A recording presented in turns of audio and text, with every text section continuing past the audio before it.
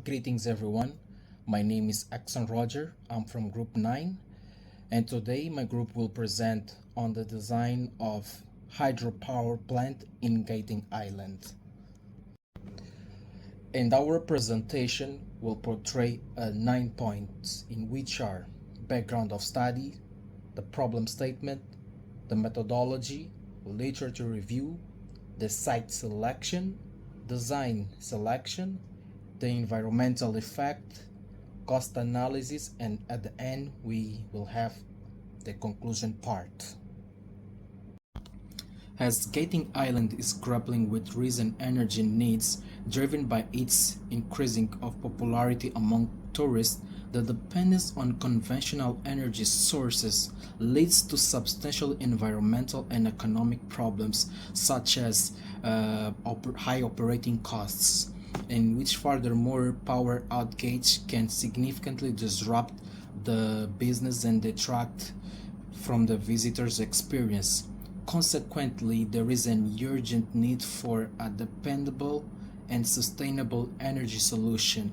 Our group proposed a project leveraging the region's abundance of water resources and its elevation to develop a hydropower plant at Genting Island, with altitudes and lakes are consistent of water flow. It provides a unique opportunity to harness the hydropower efficient with a plant capacity of 700 megawatts. Genting Islands in Malaysia is renowned for its natural beauty, recreational activity, and cool climate. However, the region offers a reliable opportunity to reduce the green gas emission for the sustainable energy solution. The high elevation of substantial water resources of Genting Islands make it an ideal site for hydropower generation. The presence of mountain-top lake at the 100 and 600 meters elevation with a water volume of 500 million cubic meters provides a unique opportunity for us to implement this project by harnessing this resource with 700 megawatts of hydroelectric power plant with an AC output. We can be capable of generating a significant renewable energy. In terms of environmental and energy goals, implementing this project aspirate us from aligning with the Malaysia renewable energy goals and the sustainability objectives. So in order to implement our project, our group came up with three main objectives. The first one is to develop a comprehensive design for a 500 megawatts of hydroelectric power plant. The second one is to perform a detailed cost analysis and environmental impact assessments. This is to ensure the project feasibility and sustainability. The third objective is to optimize the component selection and with a detailed calculations. In order to achieve the three main objectives, there is a necessary step that needs to be taken. The first one is the site identification and assessment, in which involves the identification and evaluation of the optimal location just to ensure the reliability of the water source from the mountain top lake. The second one is the conceptual design, in which we will go over the literature reviews to develop our design concept. Third one is the conceptual drawing and specification, whereby we develop the 2D or 3D drawings outlining the infrastructure and the components, followed by the design calculation, where we determine the parameters such as hydraulic and the energy output. Then we move to the economic and environmental analysis. At this part, we assess the project costs, the energy cost, the payback period, and the potential environmental impacts. Then we go to the component selection and justification, where we choose components based on specific criteria with detailed justifications. And then we follow by the simulation and validation, whereby we conduct validation of the design by making assumptions to predict the performance of the plant. And then we do a comparison with the existing models. We evaluate the proposed design against the existing models from the literature review to improve the performance. Lastly, we will have the final design, and then we shall implement it, in which the main parameter for our design is to operate at 500 megawatts in Genting Island. Hello everyone, my name is Muhammad Fasi, and firstly I'll be explaining the recognizing the need part of the explanation, which entails that the understanding of why do we actually need the hydropower plant rather than other technologies or other methods which can be used to generate electricity. And then later on I'll be explaining the literature review part of this presentation. So the first point in discussing why do we actually need the hydropower plant is the fact that there's extensive water resource supply in the Genting Island, such that a lot of water they actually flow from high head to low head. So this gives a good energy supply position. And if we utilize this energy, then it will be a renewable source of energy instead of wasting it on by not using this flow of water from high head to low head. We can actually use this and generate a good amount of electricity. So first reason being the extensive water resource. The second reason being that this is a proven technology. In fact, a lot of research has been done, especially in the last century, to verify this kind of technologies. Furthermore, not only this technology has been proven by research, but also this has been proven by application. A lot of countries, they use these days hydropower plant as a means of renewable energy generation, and some countries in fact solely they depend on the hydropower plant as their only method of generation of electricity in the whole country. And some countries majorly rely on that. For example, Pakistan, it majorly relies on a dam. So yeah, this has been a proven technology. The third reason being that this is a renewable energy source. So since Malaysia has a goal to reach at least 20% of renewable energy by 2025, so this will actually help Malaysia in achieving this goal. Moving along, the fourth point is that hydropower plant, they are they have a good energy security and reliability. So they provide a consistent supply of electricity for a long time, and this is especially true for public tourist areas like Genting Highland. So it is good to have a supply of electricity or energy which is highly reliable. The fifth point is that this will actually bring economic benefits. So when we are deploying a new hydropower plant, this will actually generate a lot of new jobs which will help Malaysian economy. And the last but not the least point is that this will actually lead towards the promotion of sustainable tourism. So these days there's a trend of people visiting different sites, different tourist destinations because of sustainability, because they want to promote sustainability, and that's why they would actually go and visit specific locations which are promoting sustainability, are doing something in favor of sustainability. So if Genting Highland has this hydropower plant, then this will actually improve their promotion of sustainable tourism. Now I will be explaining the literature review part of this presentation. First point in explaining the literature review, which I will be discussing, is the hydropower plant potential and resources in Malaysia. So Malaysia has a lot of suitable sites which can be used for generation of hydropower electricity, hydropower energy. And actually it has been estimated that 29,000 megawatt can be generated by using either small scale or large scale hydropower plants in Malaysia. So Malaysia can provide a huge extensive resource of electricity if we were to utilize the hydropower technologies. And one such site which has extensive amount of energy from which we can generate an extensive amount of energy is Genting Highland. The reason being that Genting Highlands have a large terrain and mountainous terrains. So this is from which the water is flowing from high head to low head.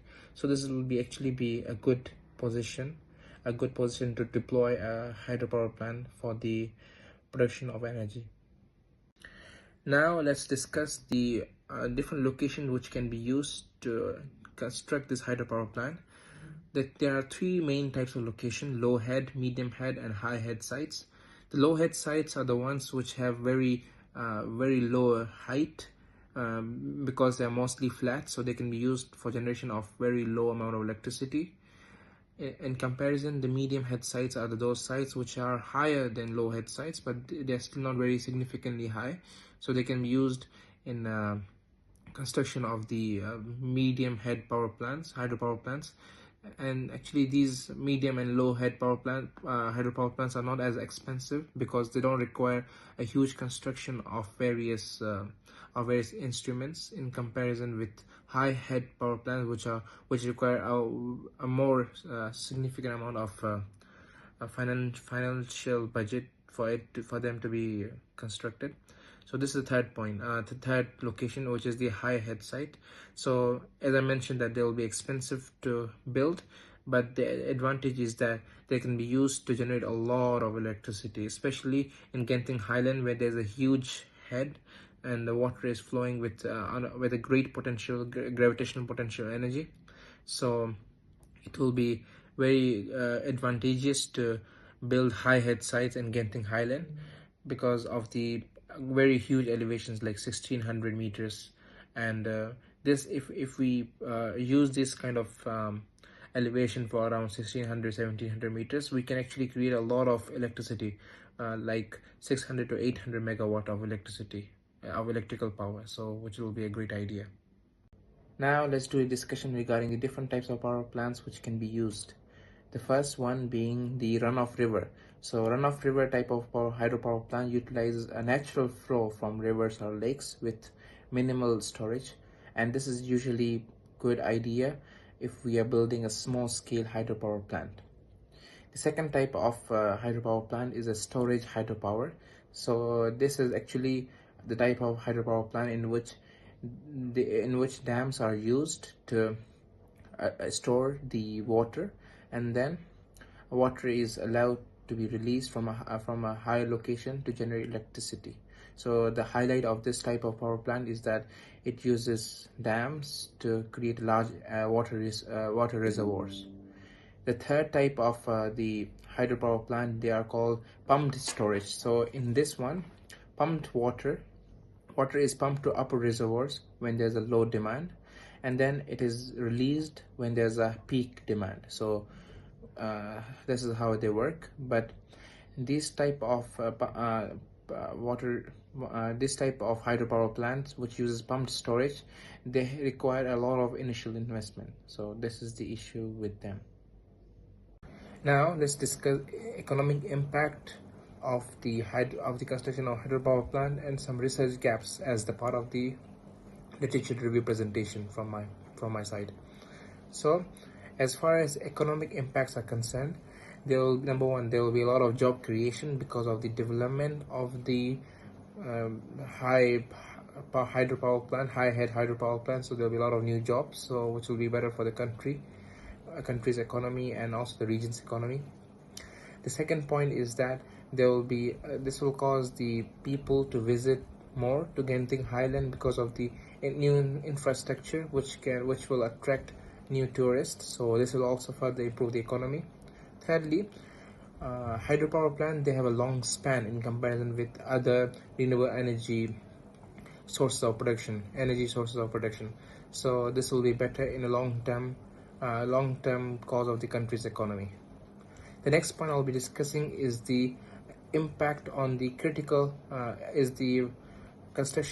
next point I'll be discussing is the critical impact on the remote areas with regards to the construction of the hydropower plant. So actually hydropower plants are essential for regions like Genting Highland because they have a high energy demand, especially because of the high tourist attraction. So alternative powers like diesel or coal, they are good in terms of providing the good energy demand, but they are not good for the environment. So hydropower plants are good because they can run for a long time, and also they can provide a good and they're good for environment because of the renewable nature of this type of energy. And now I'll be looking at some research gaps in terms of this literature review. So still a lot of what we have learned is that a lot of research has already been done on this project, on this topic, I mean, regarding the hydropower construction and implementation and design and stuff. But there are still some research gaps, such as the importance of comprehensive post implementation reviews. So post implementation reviews hasn't been done as comprehensively so far, so this is one of the research gap. Other research gap is that there are only few studies on the effect of hydropower plants on the local communities. So since we are developing in Genting Highland, so how would this impact the local communities? So there hasn't been much studies on that. So these are some of the research gaps which are still missing. Next, moving on is to the process design methodology. So under this process design methodology, there are four steps that has been taken during the design development of this particular hydraulic power plant. So first step consisting of determination of site location for installation of hydraulic power plant, and the second step is the determination of the hydraulic head of the overall system. The third step is the calculation of the nozzle diameter, and last but not least is the determination of dimension and also number of buckets for the turbine. For the first step, which is a site selection, one of the most suitable places that can be chosen to construct the hydraulic power plant in Genting Highland is the Sungai Cherok Dam, as it stands out in having a reliable and also continuous flow of water for consistent production of power. Besides that, it also has a large catchment area, generally indicates a more stable and also reliable water supply for the power generation. Moving on to the next section, which is about the measurement of head. So overall, in this section, we calculated two types of head, which is the gross head and also the net head. So overall, gross head is the represents the vertical measurement of the water intakes to the tail race of the reaction turbines. So from the calculation that we have done, we found out that the gross head is about 1,600 meter. For the second head, which is the net head or operating head, that represents the friction loss occurring in the flow passage, we found out that the net head that we get is about 1,440 meter. Next, moving on to the next part, which is about the diameter of the nozzle. So, in a hydraulic power plant, a nozzle is located at the penstock that serves as a crucial role in controlling and directing the flow of the water to the turbine. So, there are a few steps that need to be done in order for us to calculate the diameter of the nozzle. So, for the first step is the calculation of the volumetric flow rate, and through the calculation of volumetric flow rate, we found out the volumetric flow rate for this particular project is about 58.30 meter cube per second. And then the second step is by calculating the velocity of jet and also the velocity of fuels. So the velocity of jet and also the velocity of fuel that was calculated is about 164.72 meter per second and 75.64 meter per second respectively for both velocity. Moving on, after we calculated the velocity of jet and also velocity of wheel, we also assume the ratio of jet diameter to the wheel diameter according to the sources that we managed to found. So according to the sources, the assumption for the ratio of jet diameter to wheel diameter is about 1 over 8. So through this assumption, we calculated the diameter of wheel and also the diameter of nozzle, where the diameter of wheel is about 2.89 meter, while the diameter of nozzle is found to be 0.361 meter. Moving on is after the calculation of the diameter of nozzle and also diameter of fuel, we also calculated the number of jets required for this particular project. Throughout of this calculation, we found out that the number of jets that need to be used for this particular project is about 4 jets, meaning there will be 4 jets that will be utilized at the Kaplan at the turbine so that it can ensure a smooth and also an effective production of power according to what we want. Lastly is about the dimension and also the number of buckets. So for the dimension of the bucket, we found out that the axial width of bucket that will be utilized is about 1.62 meter. For the depth of bucket, we found out it to be 0.361 meter, and the radial length is about 0.902 meter. For the number of buckets, we found out the number of buckets that will be utilized for this particular project to produce 700 megawatt of power is about 19 buckets. Assalamualaikum and greeting. My name is Aidil and I will explain about our design for hydropower plant. As we will use the lake that located at elevation of 1600 above the ground, we will use a high head power plant which is suitable for this case. On the screen, you can see the 2D sketch of our design of high head hydropower plant. So in this design, there are several important components that used in this design. The first one is lake. The lake serves as the water reservoir. As the lake is situated at high elevation, it will provide the necessary heat for power generation. There also the intake gate. Intake gate will control the flow of water from the reservoir into the penstock. It also will manage the amount of water entering the penstock and shut off the valve when needed. One of the crucial components is penstock. Penstock is the conduit that carry water from the intake gate to the turbine. It will converting the potential energy of the water into the kinetic energy. Normally, the penstock should be able to stand maximum water pressure. Another critical component is surge tank, which help to manage the water if there is overflow within the penstock. And lastly, there is turbine. The turbine will help convert the kinetic energy of the water into the mechanical energy to generate power.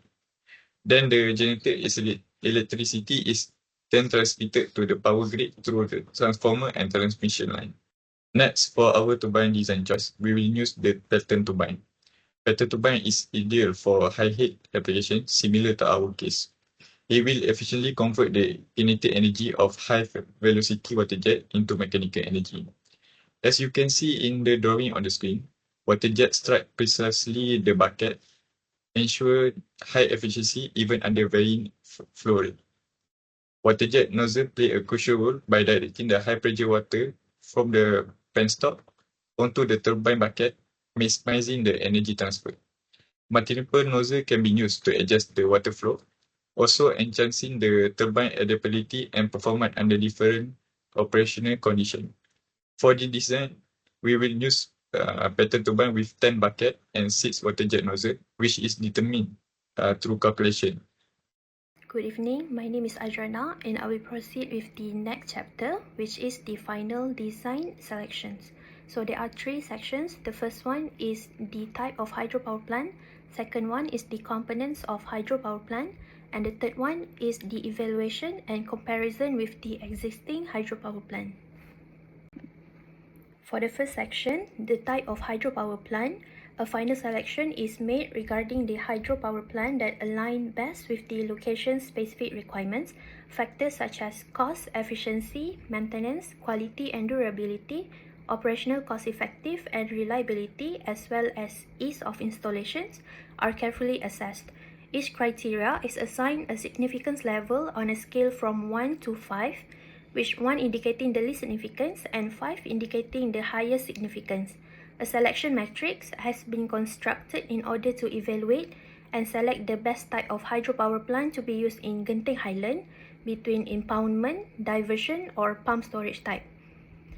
So based on the table, the final design for our selection is the pump storage hydropower PSH with the highest score of 1 to 7. It is the best choice for Genting Highland due to its high efficiency, operational reliability and energy storage capability, which can help manage peak demand and integrate with other renewable sources. Moving on to the second section, which is the components of hydropower plant. So for the first component, which is dam, the best choice, which can be seen from the table, is the masonry dam, gravity dam.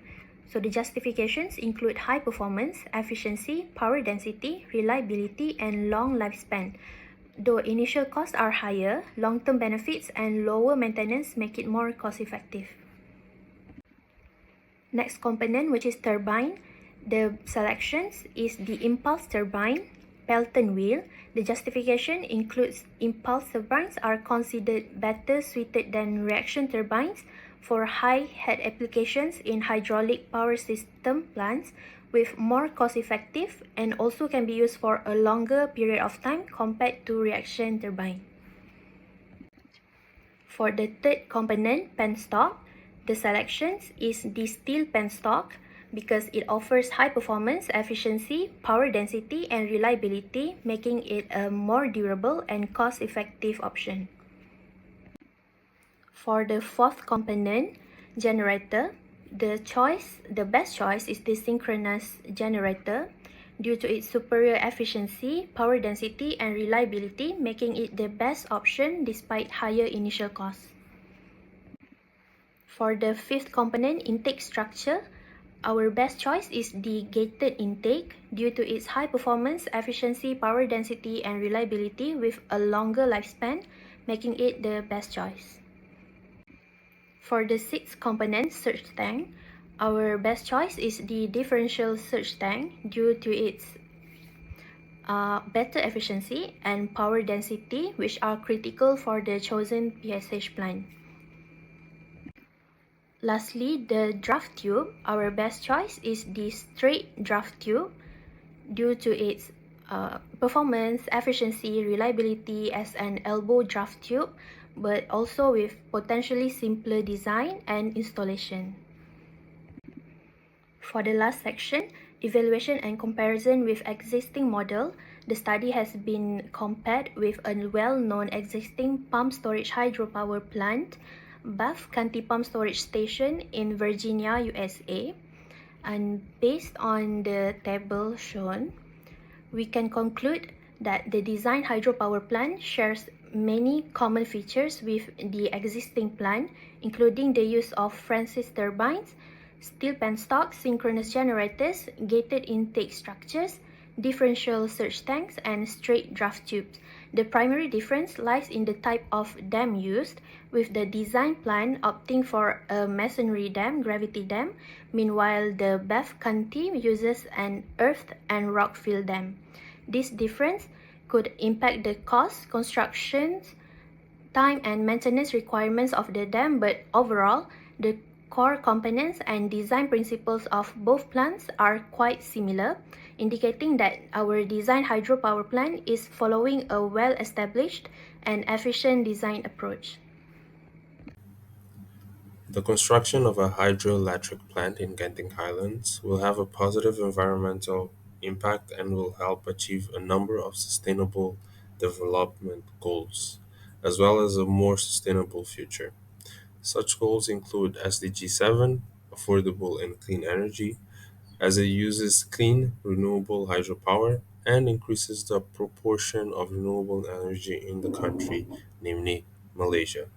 SDG 13, climate action, reducing greenhouse gas emissions and helping in the mitigation of climate change. SDG 8, decent work and economic growth, creating jobs and supporting regional economic development. SDG 9, industry innovation and infrastructure, promoting significant infrastructure development and attracting investment and fostering economic growth. For SDG 11, sustainable cities and communities, it provides sustainable energy for Genting Highlands and beyond while supporting sustainable tourism and city development. A comprehensive cost study is required before designing a hydropower plant in Genting Highlands in order to evaluate the long-term advantages and economic feasibility of this type of sustainable energy source. Resorts, parks, and other enterprises are increasingly relying on renewable solutions to save costs and lessen their carbon footprint as Genting Island struggles with growing energy demands and environmental concerns. In-depth examination of the upfront costs, ongoing savings, and possible payback times related to the hydropower plant design will be provided by a cost study which will provide light on the viability of utilizing hydro energy in the thriving and dynamic Gentings.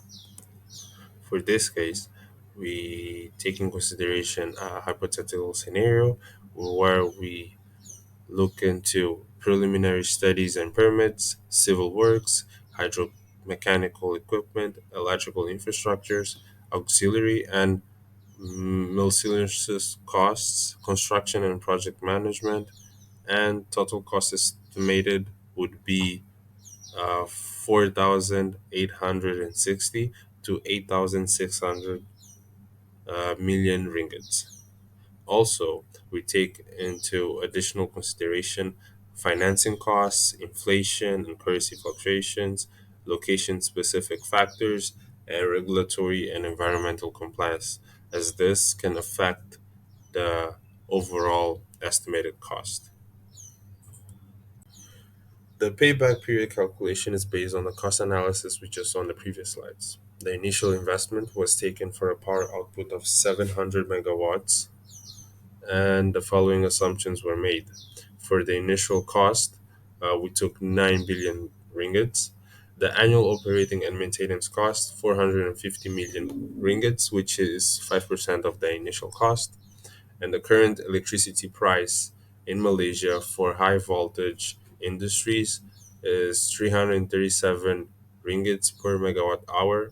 The annual energy production by the plant would be of 3,666,000 megawatt hour, an annual revenue of 1,000 million ringgits, and an annual net revenue of 583 million ringgits. To calculate, in this case, the payback period, we would divide the initial cost by the annual net revenue, giving us approximately 15.43 years in order to get the cost payback for the hydropower plant with the 700 megawatt capacity. Genting Highland hydropower plant design has important sustainability ramifications on the social, economic, and environmental fronts.